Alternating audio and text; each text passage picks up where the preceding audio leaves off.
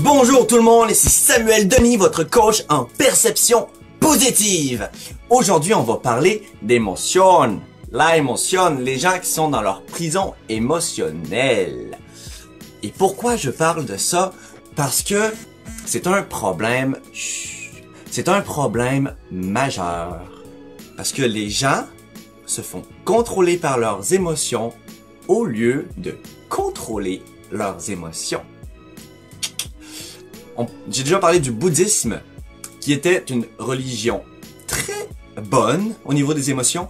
Je parle pas de la religion, la religion du bouddhisme, oui, mais la religion, je m'en fous. C'est vraiment le côté émotionnel, leur philosophie de vie est super intéressant. Parce que le bouddhisme, ça vient de quoi?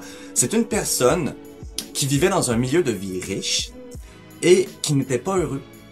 Donc, il a commencé à se poser des questions sur sa vie. Il s'est dit que peut-être que si je vis dans un milieu de vie pauvre, je vais être plus heureux, plus connecté avec moi-même et connecté avec mon corps, peu importe. Donc, il a essayé. Il est parti vivre dans un milieu très pauvre, avec presque rien, et il s'est rendu compte qu'il était toujours pas heureux. Ouais. Donc là, il a commencé à se poser des vraies questions sur lui-même, et il a eu une révélation. En fait, le bonheur, ça se trouve dans l'équilibre, dans pas la neutralité, mais dans le milieu, la modération. Ton meilleur ami, c'est modération. Quand je sors le soir, je sors avec modération. Quand je bois avec mon ami modération. Ça, c'est génial. Et dans le bouddhisme, il parle d'émotions. J'en avais déjà parlé hier ou avant-hier, je sais plus, où je disais que si je dis quelque chose qui te frustre et que tu es fâché après moi encore 10 minutes, 15 minutes après, c'est uniquement de ta faute. Parce que tu choisis de conserver l'émotion. Soit tu choisis de conserver l'émotion, soit tu ne sais pas comment les émotions fonctionnent et donc tu te laisses contrôler par l'émotion. Donc tu te frustres contre moi. Et tu continues de te frustrer, et tu continues de te fâcher, et tu amplifies ton émotion parce que tu ne comprends pas l'émotion et tu sais pas comment la gérer. Donc tu laisses ton cerveau faire sa job routinale, sa job de tous les jours, qui est de te fournir un résultat. Et si toi, tu contrôles pas ton cerveau, tu contrôles pas tes émotions, eh bien, tu te laisses aller par les aléas de la vie. Donc prendre contrôle de ses émotions au lieu de se faire contrôler. Mais comment on fait ça? Déjà, la première étape, c'est de se rendre compte, d'être conscient qu'on a une émotion. Et c'est une étape très cruciale. C'est sûrement la plus compliquée de savoir que, oh, là, je suis en émotion. Imagine un couple, ok? Les couples, c'est l'exemple parfait parce que, comment dire, je connais pas le pourcentage, mais la plupart des gens qui se séparent suite à un conflit. Et souvent, un conflit, c'est émotionnel. C'est de la frustration, c'est de la colère.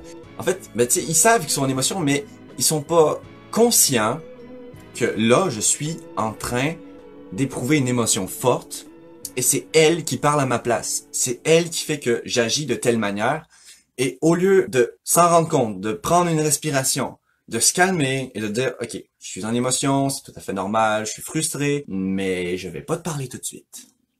On va attendre 2-3 minutes, je vais aller faire une petite marche à côté, et on va se reparler dans 5 minutes, dans 10 minutes, dans 30 minutes, quand je serai calmé. Donc, lorsque j'aurai retrouvé mes esprits. Donc, c'est ça. Donc, la personne va prendre une petite marche, elle retrouve ses esprits, elle se calme, elle se libère de l'émotion, et elle revient, et ensuite, vous parlez. C'est de cette manière-là qu'on règle les vraies choses.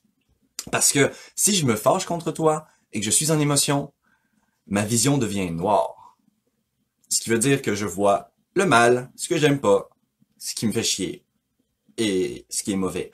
Parce que, comme je l'avais expliqué hier, quand on est dans une émotion négative, le cerveau veut avoir raison, l'élément déclencheur est terminé, il est dans le passé, mais tu ressens encore une haine. Donc ton cerveau te donne des raisons d'avoir cette haine, qui évidemment amplifie cette haine. Ce qui fait que c'est un cercle vicieux. C'est un cercle vicieux, et c'est pour ça qu'il faut s'en rendre compte tout de suite. Là, je suis fâché. Tu sais pourquoi, parce que la personne a dit quelque chose ou elle a fait quelque chose. Et juste, tu t'en détaches de cette personne. Alors, t'arrêtes juste de lui parler comme mes parents. C'est ce qu'ils font souvent. S'il y a un conflit, ma mère va aller prendre une marche dehors, ou mon beau-père, puis ils vont se séparer pendant 30 minutes, le temps que ça se calme, et après, on en parle. Et c'est le côté le plus difficile, c'est vraiment la chose la plus difficile, mais en même temps, ça va améliorer ta qualité de vie, t'as même pas idée. Et le livre que je recommande, et je pense que je vais le recommander toute l'année, dans tout mon programme, c'est Les 4 accords Toltec. Un livre à lire. Le premier accord, avoir une parole impeccable. Le deuxième, ne rien prendre personnellement. Le troisième, arrêter de faire des suppositions. Et le quatrième, toujours faire de son mieux. Et la première fois que j'ai lu ces 4 accords-là, je me suis dit comme, c'est tout. Je l'ai déjà. C'est comme, ouais, c'est juste ça. Puis ça m'a pas vraiment intéressé. Je l'ai mis de côté pendant 2-3 mois. Et puis, ben, là, un jour, c'était son tour. Fallait que je le lise. Parce que je les prends un par un. Et j'ai été agréablement très surpris. Le début est très spirituel, mais en même temps très très bien expliqué. Il nous explique comme quoi nous vivons chacun dans notre monde. Il appelle ça le rêve. On est dans notre propre rêve. Et c'est juste, notre propre rêve, c'est notre perception. Et moi qui adore la perception, fort évidemment, c'est venu me toucher. Nous sommes dans notre propre perception des choses. Peut-être que, pour moi, tu es magnifique et absolument formidable et génial et tu vas faire des miracles. Mais peut-être que pour quelqu'un d'autre, tu es moche, pas beau, incapable, nul, pas intéressant. Mais ça, c'est propre à moi. C'est propre à lui. Pas à toi. Ça devrait pas te toucher. Que je te dise que t'es formidable ou que je te dise que t'es dégueulasse, ça devrait être neutre pour toi. Ça ne devrait pas te toucher parce que c'est ma perception des choses. Donc, c'est dans mon monde, dans ma réalité, je te perçois de cette manière-là. Et une autre personne va te percevoir d'une manière différente. Imagine, tu fais un live vidéo devant les 8 milliards de personnes qui sont sur cette planète. T'en auras 2 milliards qui vont te détester, 6 milliards qui vont t'adorer, puis une couple qui vont juste être comme what the fuck? C'est qui? C'est tout à fait normal. Et c'est ça, ne rien prendre personnellement, c'est un gros point déjà, c'est compliqué, c'est très dur. Vraiment, appliquer les 4 accords Toltec, c'est compliqué. Mais si tu y arrives, tu vas changer ta vie. Vraiment, tu vas changer ta vie. Arrête de lire n'importe quel livre. Prends juste celui-là et applique les 4 accords, là, ça va. C'est miraculeux. Miraculeux. J'en ai lu plein des livres d'avancement personnel et ils sont tous géniaux. Chacun, tous ces livres-là peuvent changer une vie. Mais on dirait qu'ils sont... Ben déjà, je les ai pas appliqués tout le temps.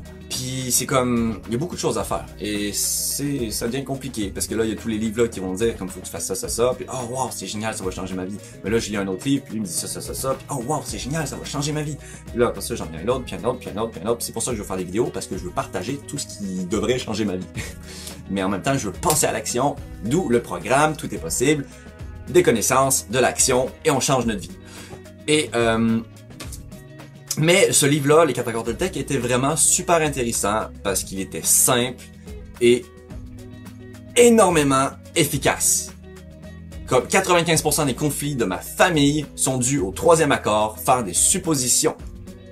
Je fais quelque chose, tu supposes que mon idée ou mon approche ou mon intention était mauvaise ou était différente, et tu supposes et tu te crées une histoire dans ta tête que oh, il a fait ça parce qu'il voulait faire ça de même, puis parce que c'est différent, puis parce qu'il m'aime pas, puis parce que blablabla.